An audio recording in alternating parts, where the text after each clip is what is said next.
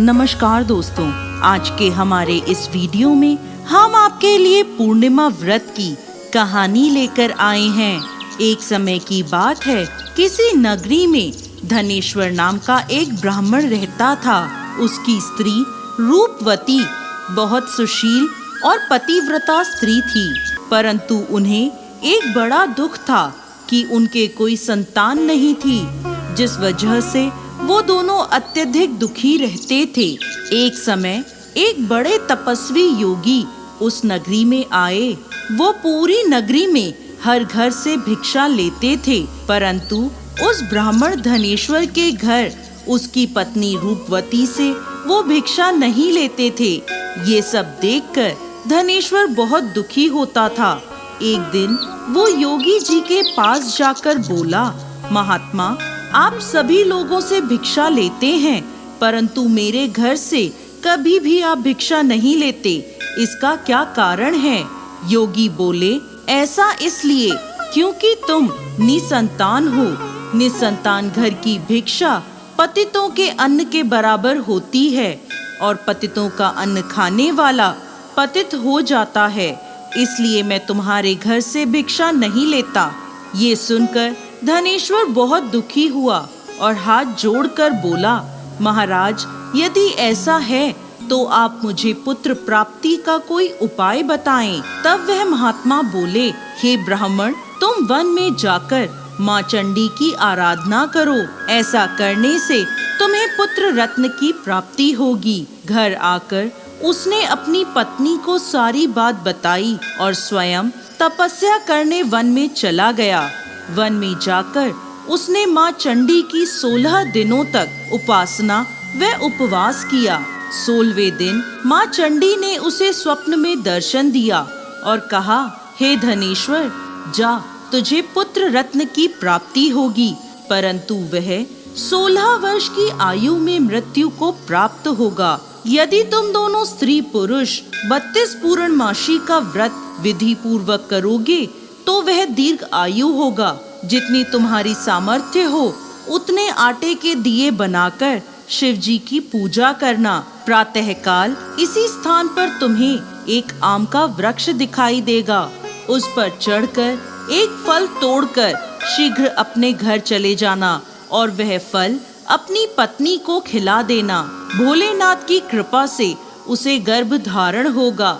जब वह ब्राह्मण प्रातःकाल उठा तो उसे उस स्थान पर एक आम का वृक्ष दिखा, जिस पर अत्यंत सुंदर आम का फल लगा था। धनेश्वर ने वृक्ष पर चढ़ने के कई प्रयत्न किए, परंतु वह वृक्ष पर चढ़ नहीं पा रहा था। तब उसने भगवान श्री गणेश से प्रार्थना करी, हे विघ्नहर्ता, मेरे इस विघ्न को दूर करिए, जिससे मैं आम का फल तोड़ पाऊं। ऐसी प्रार्थना करके जब उसने वृक्ष पर चढ़ने का प्रयत्न किया तो वह वृक्ष पर चढ़ गया और वहां से वो आम का फल तोड़ लाया और लाकर अपनी पत्नी को वह फल दिया और कहा, भोलेनाथ को याद कर ये फल खा लो। कुछ समय पश्चात उसकी स्त्री गर्भवती हो गई। भोलेनाथ की कृपा से उसे एक अत्यंत सुंदर पुत्र रत्न की प्राप्ति हुई, जिसका नाम उन्होंने देवी दास रखा। पुत्र प्राप्ति के साथ ही धनेश्वर और रूपवती ने पूर्णमासी का व्रत रखना आरंभ कर दिया। जब उनका पुत्र 16वें वर्ष में लगा तो माता पिता को चिंता हो गई कि उनके पुत्र की इस वर्ष मृत्यु निश्चित है। इसलिए उन्होंने देवी दास को उसके मामा के साथ काशी में विद्या अर्जन करने भेज दिया और मामा से कहा, 1 वर्ष पश्चात इसे वापस ले आना। धनेश्वर अपनी पत्नी के साथ अपने पुत्र की दीर्घ आयु की कामना से पूर्णमासी का व्रत करता रहा और माँ भगवती की आराधना करता रहा। वह दोनों मामा भांजा काशी की ओर रवाना हुए। रास्ते में वह एक गांव से गुजर रहे थे। वहां एक ब्राह्मण की कन्या का विवाह होने वाला था, परंतु किसी हादसे से उस कन्या के वर की आंखें चली गईं। तब देवी दास को देखकर उसके पिता ने मामा से कहा कि तुम कुछ समय के लिए मुझे देवी दास दे दो, जिससे मैं अपने पुत्र की जगह उसका विवाह करवा दूं। उसके बाद तुम इसे वापस ले जाना। मामा ने कहा, कन्यादान में जो कुछ भी मिले वो सब यदि आप हमें दे दो तो मैं अपने भांजे को बारात का दूल्हा बना दूंगा। वर के पिता ने यह स्वीकार लिया। तब मामा ने देवीदास को दूल्हा बनाकर भेज दिया। विवाह के सभी कार्य विधि पूर्वक पूर्ण हुए। देवीदास भोजन करने बैठा तो उसने भोजन नहीं किया। पत्नी बोली, आप भोजन क्यों नहीं कर रहे? आपकी आंखों में आंसू क्यों हैं? आप उदास क्यों हो? तब देवीदास ने सारी बात उस कन्या को बता दी। वह बोली, ये तो ब्रह्म विवाह के विपरीत है। ऐसा कैसे हो सकता है? मैंने अग्नि के सामने आपको पति बनाया है। देवीदास ने कहा, ऐसा मत कहो, मेरी आयु बहुत छोटी है। मेरी मृत्यु के बाद तुम्हारा क्या होगा? उसकी पत्नी बोली, जो होगा वो देखा जाएगा। देवीदास जाने लगा तो पत्नी को 3 रत्नों से जड़ी एक अंगूठी दी और एक रुमाल दिया और बोला, मेरे जन्म मरण को जानने के लिए तुम एक पुष्प वाटिका तैयार करो। उसमें नव मल्लिका लगाओ और उसे खूब सींचो। यदि वह सूख जाए तो समझ लेना मेरे प्राण निकल चुके हैं, और यदि वो हरी भरी रहे तो ये समझ लेना कि मैं जीवित हूँ। ऐसा संकेत देकर वो चला गया।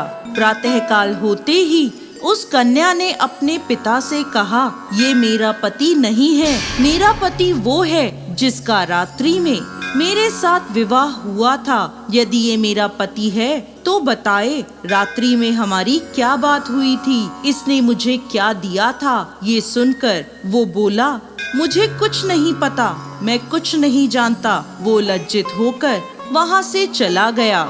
मामा भांजा काशी विद्या अध्ययन के लिए चले गए। एक दिन देवीदास को प्रातःकाल सर्प डसने के लिए आया, परंतु पूर्णिमा व्रत की कृपा से सांप उसे काट नहीं पाया। फिर काल स्वयं वहां आए और उसके शरीर से प्राणों को निकालने की कोशिश करने लगे और देवीदास मूर्छित हो गया। भगवान शिव और माता पार्वती भी वहां आए। उसे मूर्छित दशा में देखकर माता पार्वती ने शिवजी से कहा, इसकी माता ने 32 पूर्णिमा का व्रत किया था। प्रभु इसे प्राण दान दे। व्रत के प्रभाव से काल को भी पीछे हटना पड़ा।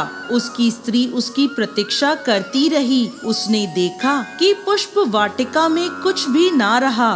साथ ही देखते ही देखते सब कुछ वापस हरा भरा हो गया। ये देखकर वो समझ गई कि उसका पति जीवित है। 16 वर्ष पूरे होने पर दोनों मामा भांजा काशी से वापस चल पड़े और कन्या के घर पहुँचे। कन्या ने अपने वर को पहचान लिया। वहीं ब्राह्मण धनेश्वर 32 पूर्णिमा का व्रत करने से पुत्रवान हो गया। दोस्तों, जो स्त्रियां 32 पूर्णमासी का व्रत करती हैं, वह सदा सौभाग्यवती रहती हैं। यह व्रत पुत्र पौत्र को देने वाला और सभी मनोकामनाओं को पूर्ण करने वाला है। भोलेनाथ की कृपा से 32 पूर्णमासी का व्रत करने वालों की सभी मनोकामनाएं पूर्ण होती हैं। बोलिए शिव शंकर भगवान की जय। माता पार्वती की जय।